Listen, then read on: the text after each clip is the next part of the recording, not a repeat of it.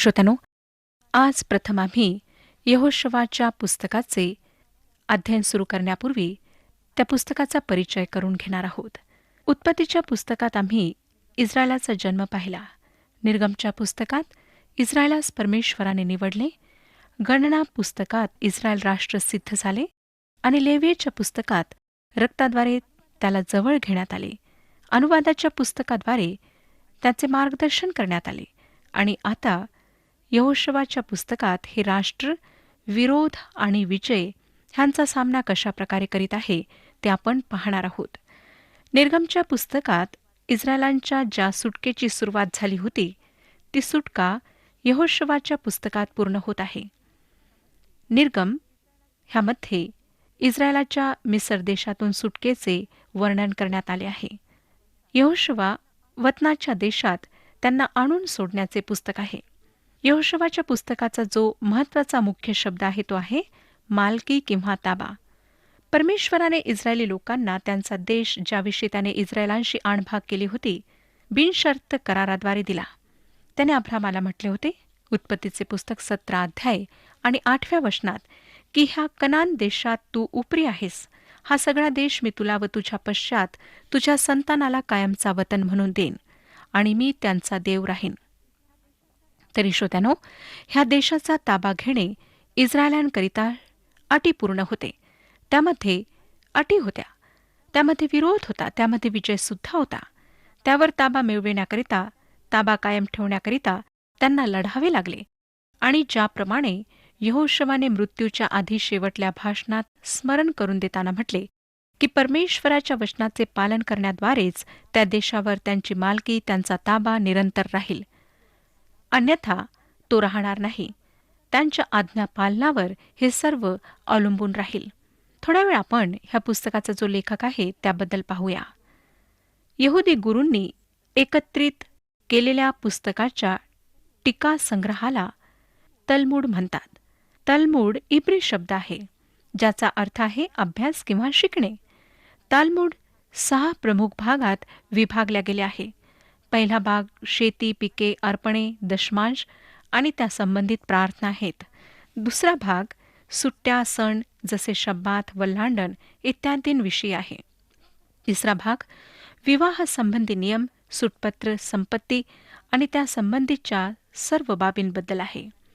चौथा जो भाग आहे तो न्यायालयासंबंधी नियम व अन्य बाबींबद्दल आहे. त्यानंतरचा भाग मंदिरासंबंधी नियम, बलिदान आणि यहुदी भोजन ह्याविषयी आहे. शेवटचा 6वा भाग धार्मिक विधींमध्ये पवित्रता ह्याविषयी जे नियम आहेत त्याविषयी आहे. यहुद्यांच्या इतिहासामध्ये काही ठिकाणी आम्हाला आढळून येते की रीतिरिवाज व तालमूड ह्यांना पवित्र वचनापेक्षा अधिक किंवा त्याच्या बरोबरीचे स्थान देण्यात आले होते. येशू ख्रिस्ताने परुषी लोकांमध्ये हा जो समज होता त्याचा सामना तालमूड जेव्हा अस्तित्वात सुद्धा नव्हते तेव्हा केला होता. मत्ते शुभवर्तमान 15 अध्याय 1 ते 9 वचने आपण वाचू शकता. मी फक्त एक वाक्य आपल्याला सांगते की त्याने त्यास उत्तर दिले, तुम्हीही आपल्या संप्रदाय करून देवाची आज्ञा का मोडता? श्रोत्यानो, ख्रिस्ती लोकांनी अशा प्रकारच्या चुका करू नयेत. सावधान राहावे. आमचे रीतिरिवाज, आमची संस्कृती कधीकधी परमेश्वराच्या वचनापेक्षा अधिक महत्त्वाचे स्थान घेते. तालमूड ज्याच्याविषयी आम्ही पाहिले त्यात सांगितले आहे की यहोशवाने शेवटची 5 वचने सोडून बाकी संपूर्ण पुस्तक लिहिले आहे. ती 5 वचने पिनहासने लिहिलीत. यहोशवाची निवड मोशेच्या जागेवर करण्यात आली होती. यहोशवा एक प्रमुख सेनापती होता. मिसर देशात गुलामाच्या रूपात त्याचा जन्म झाला. जेव्हा इस्रायली लोक मिसर देशातून निघालेत तेव्हा यहोशवा 40 वर्षाचा होता. जेव्हा मोशेच्या जागेवर इस्रायलांचे मार्गदर्शन करण्याची जबाबदारी त्याला सोपविण्यात आली तेव्हा तो 80 वर्षाचा होता आणि मृत्यूसमयी त्याचे वय 110 वर्षाचे होते. ज्यावेळेला इस्रायली लोक त्या निर्जन अरण्यात भटकत होते त्यावेळेलाच यहोशवाला मोठेपणा, महत्त्व प्राप्त झाले. ज्यावेळी इस्रायली लोक त्या भागात होते तेव्हा अमालेकांनी त्यांच्यावर आक्रमण केले. तेव्हा यहोशवानेच त्यांच्याशी लढण्याकरिता सैनिकांना तयार केले आणि ह्याविषयी आम्हाला निर्गमचे पुस्तक 17 अध्याय 8 ते 13 वचनांमध्ये वाचायला मिळते. यहोशवाने एका सेवकाच्या किंवा मंत्र्याच्या रूपात मोशेची सेवा केली. ह्याविषयी जितके पुरावे आम्हाला मिळतात त्यावरून कळून येते की तो मोशेशी किती सत्यनिष्ठ होता, विश्वासू होता, त्याची मोशेवर निष्ठा होती, परमेश्वरावर त्याची किती श्रद्धा होती, किती भक्ती होती, हे सुद्धा आम्हाला ह्या भागांवरून समजते. कादेश बर्न्याला हेरण्यासाठी जे 12 लोक मोशेने निवडले होते त्यापैकी यहोशुवा एक होता. यहोशुवाचेच दुसरे नाव होशा होते. गणनांचे पुस्तक 13वा अध्याय 1-3 वचने, 8वं वचन आणि 16वं वचन ह्यावरून आम्हाला त्याच्याविषयी थोडी बहुत माहिती मिळते. नूनाचा पुत्र होशा याचे मोशाने यहोशुवा असे नाव ठेविले. 2 जासूसांनी हेरांनी त्या देशाबद्दल चांगला समाचार दिला आणि त्यापैकी एक यहोशुवा होता. त्यांनी ठामपणे सांगितले की परमेश्वर तो देश आम्हाला अवश्य देईल. गणनाचे पुस्तक 14वा अध्याय 6-10 वचने आपण ह्याविषयी वाचू शकता.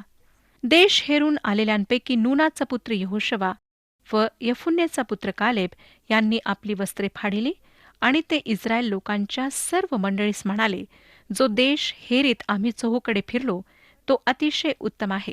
परमेश्वर आम्हावर प्रसन्न झाला तर तो त्या दुधामधाचे प्रवाह वाहणाऱ्या देशात आम्हास नेऊन तो देईल. तुम्ही परमेश्वराविरुद्ध बंड मात्र करू नका अथवा त्या देशाच्या लोकांची भीती धरू नका. ते आमचे भक्ष्य होणार, त्यांचा आधार तुटला आहे, आम्हाबरोबर परमेश्वर आहे, त्यांची भीती धरू नका. पण सर्व मंडळी म्हणू लागली की याला दगडमार करा. तेव्हा दर्शन मंडपात परमेश्वराचे तेज सर्व इस्रायल लोकांच्या दृष्टीस पडले. श्रोत्यानो, यहोशुवाच्या नावाचा अर्थ आहे यहोवा उद्धार करतो आणि येशू शब्दाचा नवीन करारात सुद्धा हाच अर्थ आहे. मोशेने यहोशुवाला दर्शन मंडपात एक विशेष स्थान दिले होते. निर्गमचे पुस्तक 33वा अध्याय आणि 11वं वचन सांगतं, कोणी आपल्या मित्राशी भाषण करावे तसे परमेश्वर मोशेशी समोरासमोर भाषण करी. मोशे छावणीकडे परत येत असे तरी त्याचा सेवक नूनाचा पुत्र यहोशुवा हा तरुण पुरुष मंडप सोडून बाहेर येत नसे. यहोशुवा व कालेब ह्यांनी परमेश्वरावर जो विश्वास दाखविला त्यामुळे त्यांना त्या वतनाच्या देशात प्रवेश मिळाला. श्रोत्यानो, आपण गणनाचे पुस्तक 14वा अध्याय 26-30 वचने ह्याविषयी वाचा. यहोशुवा फारच धैर्यवान, विश्वासात खंबीर, परमेश्वरावर अवलंबून राहणारा, योग्य असा पुढारी, उत्साही, निस्सीम भक्ती असणारा व सत्यनिष्ठ पुरुष होता. तो त्याचे जे नाव होते त्याप्रमाणे आपल्या कार्यामध्ये येशू ख्रिस्ताप्रमाणे होता. यहोशुवाच्या जीवनातून आम्हाला पाहायला मिळतं की मध्यम प्रतीची योग्यता असणारे लोकसुद्धा मंडळांमध्ये पुढारी बनू शकतात, देवाकरिता महान कार्य करू शकतात. यहोशुवाला आकाशात डोळे दिपविणाऱ्या शब्दांद्वारे परमेश्वराने पाचारण केले नाही, परंतु एका वृद्ध व्यक्तीद्वारे जो परमेश्वराला आणि यहोशुवाला ओळखत होता त्याद्वारे त्याला बोलावले, ज्याला हे माहीत होते की परमेश्वराच्या दृष्टीने पुढारी बनण्याकरिता हा पुरुष योग्य आहे. यहोशुवाचे पुस्तक स्वाभाविक आहे व ह्यातला घटनाक्रम कुठलीही बाधा न आणता फारच चांगल्या प्रकारे पुढे चालत राहतो, ज्यामुळे ह्याचे अध्ययन करताना एक प्रकारचा आनंद प्राप्त होतो. यहोशुवाचे पुस्तक इस्रायल लोकांच्या महत्त्वाच्या इतिहासामधील 25 वर्षे आमच्यासमोर ठेवते. जो देश परमेश्वराने त्यांना वतन म्हणून देण्याची आणभाग केली होती त्यामध्ये त्यांचा प्रवेश ह्याचे वर्णन ह्यामध्ये आम्हाला सापडते. ह्या पुस्तकाचा जो महत्त्वाचा संदेश आहे तो आहे, खरे व खोटे धर्म मिसळू शकत नाहीत. त्याचा शेवटला संदेश ह्या लोकांकरिता हाच होता की तुम्ही खोट्या देवाची उपासना करून जिवंत परमेश्वराशी विश्वासू राहू शकत नाही. 24वा अध्याय आणि 15वं वचन सांगतं, मी आणि माझे घराणे तर परमेश्वराची सेवा करणार. आज येशू ख्रिस्तावर विश्वास करणाऱ्या सर्व लोकांकरिता ह्या पुस्तकामध्ये फारच व्यवहार्य अशा गोष्टी सांगितलेल्या आहेत. आता आपण पहिल्या अध्यायाला सुरुवात करूया. यहोशुवाच्या पहिल्या 12 अध्यायात आम्ही पाहू की इस्रायल लोकांचा वतनाच्या देशात प्रवेश झाला आहे. 13-21 अध्यायात त्या देशाचे विभाजन झालेले आम्हाला दिसून येईल. ह्या पुस्तकाची समाप्ती यहोशुवाच्या अंतिम संदेशाद्वारे जो त्याने त्याच्या लोकांना दिला त्याद्वारे होते. यहोशुवाच्या पुस्तकाचा महत्त्वाचा जो विषय किंवा मथळा आहे तो आहे ताबा किंवा मालकी. पहिल्या अध्यायात ताबा किंवा मालकी ह्याचा काय अर्थ आहे हे आपण पाहूया. श्रोत्यानो, ह्या अध्यायाची सुरुवात परमेश्वराने स्वतः यहोशुवाला जी कामगिरी व आज्ञा दिली होती त्याद्वारे होते. पहिला अध्याय आणि पहिलं वचन सांगतं, परमेश्वराचा सेवक मोशे ह्याच्या मृत्यूनंतर मोशेचा मदतनीस नूनाचा मुलगा यहोशुवा ह्याला परमेश्वराने सांगितले की, जर मूळ भाषांतरात आपण पाहिले तर पहिल्या वचनाची सुरुवात आता ह्या शब्दाने होते, ज्याला आपण आणि हा शब्द वापरून उपयोगात आणू शकतो. आणि शब्द यहोशुवाच्या पुस्तकाला अनुवादाच्या पुस्तकाशी जोडतो, कारण आणि हा शब्द जोडणारा शब्द आहे. ज्या क्षणी वक्ता आणि शब्द उच्चारतो त्यावेळेला त्याला बोलणे चालू ठेवावे लागते. तो त्या वाक्याला तोडू शकत नाही. आणि हा शब्द जो तो वक्ता बोलून गेला आणि त्यानंतर त्याला जे बोलायचे आहे त्याला जोडतो. यहोशुवाने अनुवादाच्या पुस्तकाचा 34 अध्याय लिहिला आहे. ह्या विधानाला ह्या गोष्टीमुळे पुरावा मिळतो की यहोशुवाने अनुवादाच्या पुस्तकाचा शेवट व यहोशुवाच्या पुस्तकाचा प्रारंभ आणि शब्दाने जोडलेला आहे. दुसरं वचन पहा, माझा सेवक मोशे मृत्यू पावला आहे, तर आता उठ व ह्यांना अर्थात इस्रायल लोकांना जो देश मी देत आहे त्यात तू ह्या सर्व लोकांसहित ही यारदेन ओलांडून जा. मोशे माझा सेवक मृत्यू पावला आहे. ज्याप्रमाणे आम्ही पाहिले श्रोत्यानो की इस्रायली लोकांना त्या देशात घेऊन जाण्याकरिता आता मोशेची आवश्यकता नव्हती. खरं पाहता तो त्या वतनाच्या देशामध्ये त्यांना आणू शकला नाही. मोशेने नियमशास्त्राचे प्रतिनिधित्व केले आणि नियमशास्त्र व विधी आम्हाला वाचवू शकत नाही हे आम्ही अनेक वेळा पाहिले आहे. नियमशास्त्र प्रगट करणारे आहे, परंतु वाचवणारे किंवा सुटका देणारे नाही. नियम व विधी दाखवितात की आम्ही पापी आहोत, परंतु नियमशास्त्र कधीच तारण देऊ शकत नाही. मोशेच्या चुकीमुळे जे त्याने करायला पाहिजे होते ते त्याने न केल्यामुळे तो त्या देशात प्रवेश करू शकला नाही. समस्या होती ती नियमशास्त्राची नव्हती, परंतु मोशेची होती. आज आमच्यासोबत सुद्धा अशाच प्रकारची समस्या आहे. तिसरं वचन वाचूया श्रोत्यानो.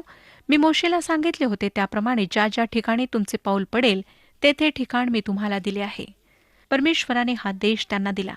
देश त्यांचा होता, परंतु त्याचा उपभोग घेणे, आनंद प्राप्त करणे, त्या देशाचा ताबा घेतल्यानंतर हे त्यांच्यावर अवलंबून होते. ज्या भूमीवर ते चालतील तो भाग त्यांचा होणार होता.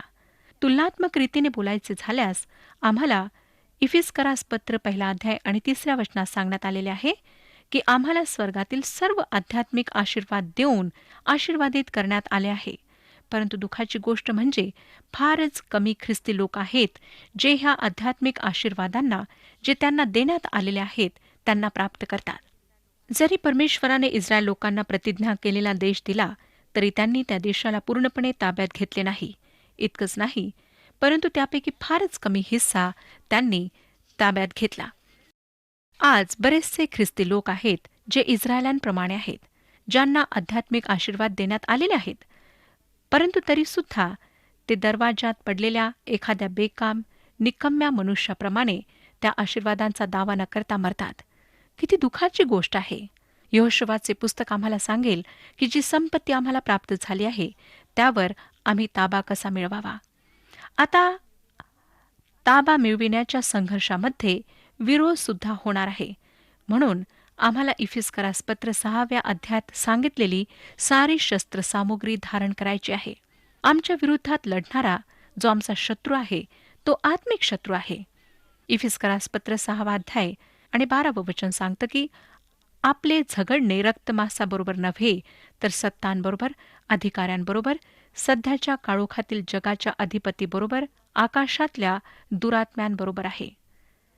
श्रोत्यानो, परमेश्वराची संपूर्ण शस्त्रसामुग्री धारण करून आम्हाला विजय प्राप्त करायचा आहे.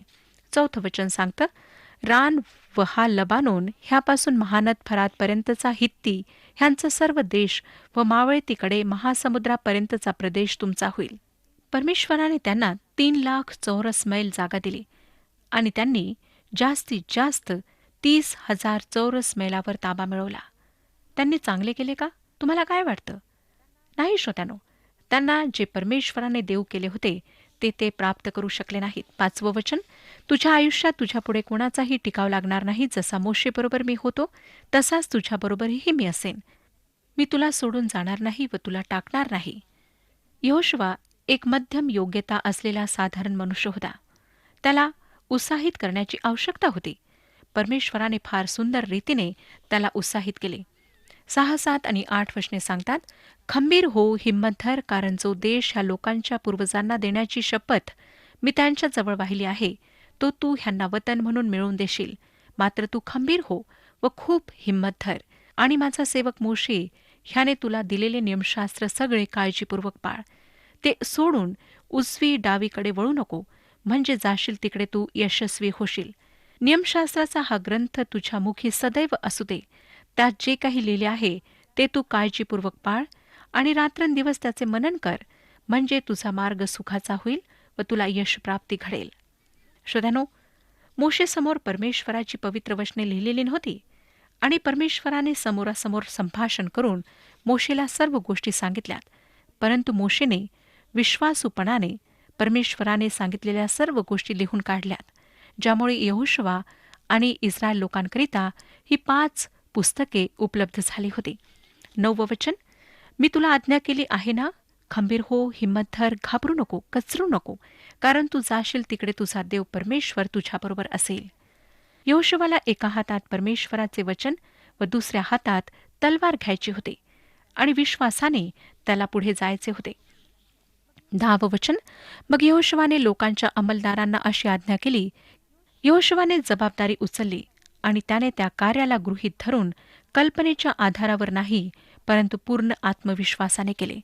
11 वचन सांगतं श्रोत्यानो, छावणीतून फिरून लोकांना असा हुकूम द्या की आपली भोजन सामग्री तयार करा, कारण तुमचा देव परमेश्वर जो देश तुम्हाला वतन करून देणार आहे त्याचा ताबा घेण्यासाठी 3 दिवसांच्या आत तुम्हाला ही यारदेन ओलांडायची आहे. इस्रायलांची त्या देशावर मालकी बिनशर्त होती, परंतु त्यावर ताबा मिळविणे त्यांच्याकरिता अटीपूर्ण होते. त्यांना तो देश घ्यायचा होता. यहोशुवाच्या पुस्तकाचा प्रमुख शब्द विजय नाही श्रोत्यानो. विजय फक्त परमेश्वरालाच मिळतो. मुख्य शब्द आहे ताबा मिळविणे. इस्रायलला त्या देशावर ताबा मिळवायचा होता. त्या प्रदेशात प्रवेश केल्यानंतर थोड्या दिवसांनी मान्ना मिळणे बंद झाले आणि लोकांनी त्या देशात उत्पन्न झालेल्या धान्याची बेखमीर भाकर आणि हुरडा खाल्ला. त्यांनी कनान देशातील उत्पन्न खाल्ले. कदाचित काही अन्न शत्रूंकडून त्यांना प्राप्त झाले असेल. जुने धान्य होते, कारण त्या ठिकाणी पीक उत्पन्न करण्याची संधी त्यांना अद्याप प्राप्त झालेली नव्हती.